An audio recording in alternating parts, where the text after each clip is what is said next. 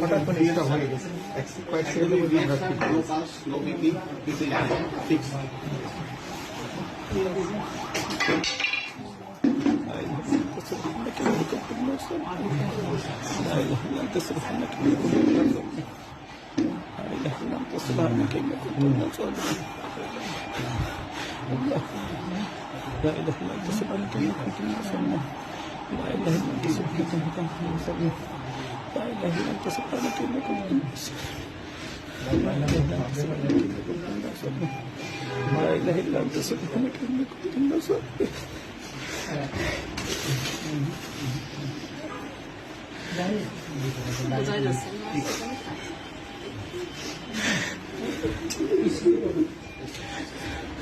সংগ্রামী সাথী ও বন্ধুগণ, আমির হামদার কথায় উজ্জীবিত হয়ে দেশের লাখো তরুণ যুবক ইসলামের পথ পেয়ে নিজেদের জীবনকে আলোকিত করেছে।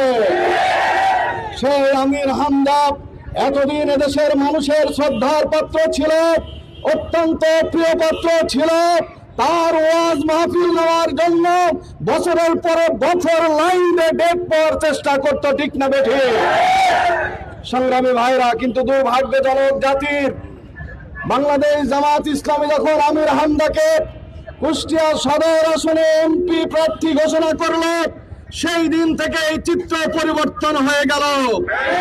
একটি মহল আমির হামদার পিছনে লাগলো, একটি মহল আমির হামদার বিরোধিতা শুরু করে দিল।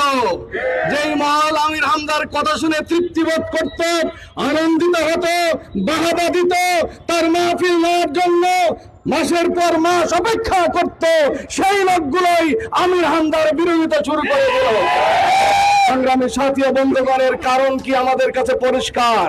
কেবলমাত্র রাজনৈতিক কারণেই, আদর্শিক কারণে আমির হামদার পিছনে লাগা হয়েছে।